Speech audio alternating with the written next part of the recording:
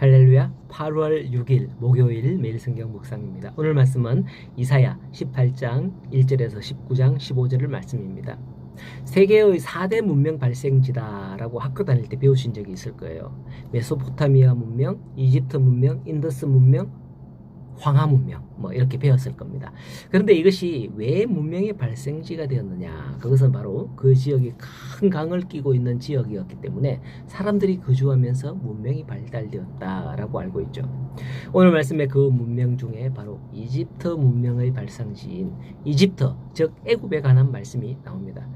하지만 안타깝게도 19장 1절을 보면 애굽에 관한 경고라라고 시작을 하죠.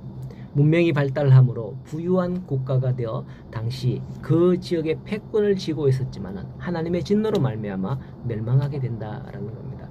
애굽에 대한 예언은 18장의 구스에 대하여서로 시작을 합니다. 구스가 애굽이거든요. 그리고 애굽은 다음 20장에 가서 완전히 멸망하는 것으로 표현하고 있는데, 여기서 하나님께서 애굽에 대하여 심판을 하시면서 하나님의 백성이 하나님 대신 다른 것을 의지하는 것이 얼마나 허무한 것인가 라는 것을 보여주기 위해서 애굽을 심판하는 것을 예고하시는 것이다 라는 거죠. 이스라엘 역사에서 이스라엘이 얼마나 애굽을 의지했습니까? 애굽의 종살이로부터 하나님의 구원을 받아 출애굽을 했음에도 불구하고 다시금 애굽으로 돌아가고자 하는 그들의 모습을 봅니다. 물론 출애굽을 한 직후에 우리가 애굽으로 돌아가자 이렇게 했지만은 사실 이스라엘이 가나안 땅에 정착하면서도 애굽을 의지했던 그런 모든 모습들이 애굽으로 돌아간 그런 모습이 아닌가, 그렇게 생각을 해볼 수 있습니다. 실제 몸은 돌아가지 않았지만 마음은 언제나 돌아가고 의지했던 게 사실인 거죠. 애굽이 과연 이런 이스라엘에게 좋은 모습을 보여줬으면 하나님께서도 용납하시고 응원하셨겠지만은 애굽의 문화는 우상의 문화였습니다. 그렇게 애굽을 의지하면 의지할수록 그 우상을 받아들이지 않을 수 없던 거죠.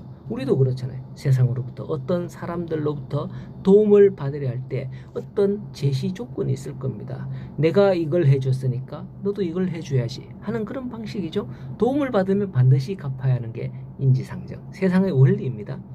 그래서 이것을 이용해서 전도하는 성도들도 많았었죠. 이웃에게 여러 가지 전을 붙여서 파는 게 아니고 준다거나 하여튼 여러 가지 은혜를 베풀고서 그들이 미안해하면 그럼 내 소원 하나 들어줘 라고 하면서 교회로 한 번씩 인도했던 그런 시절이 있었습니다.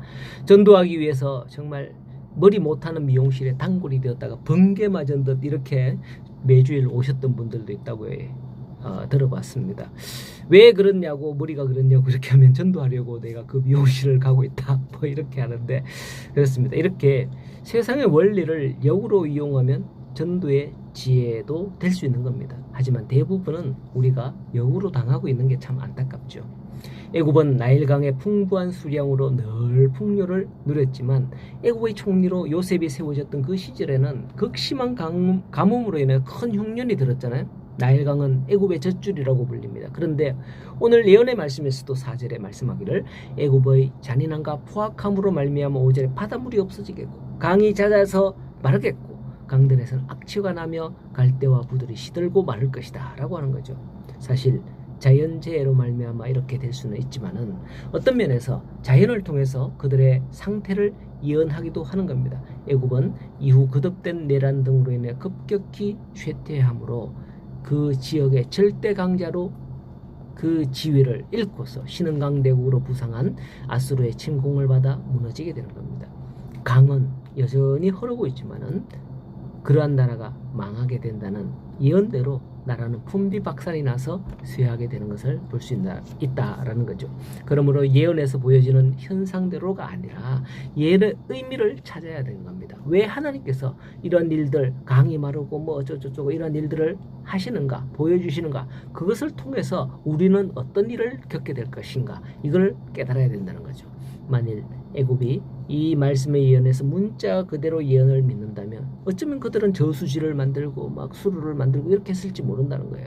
그러나 그 예언은 강물이 마른다는 게 궁극적인 게 아니라 애굽이 망한다라는 게 궁극적인 예언이다라는 거죠. 오늘날 우리 삶, 우리 꿈, 우리 인생도 그렇다는 겁니다. 성경 말씀이 그저 그걸 책일 뿐이지만 이것을 통해서 말씀하시고 뜻하시는 하나님의 뜻을 깨닫는다면 이 속에서도 큰 비전을 갖게 된다는 거죠. 오늘도 우리에게 애국과 같은 그런 경고의 말씀이 아닌 소망의 말씀이 들려지기를 소원합니다. 오늘도 주의 말씀을 따라 나아가는 복된 하루를 살게 되는 우리 모든 성도님들 되기를 간절히 소원하고 축복합니다.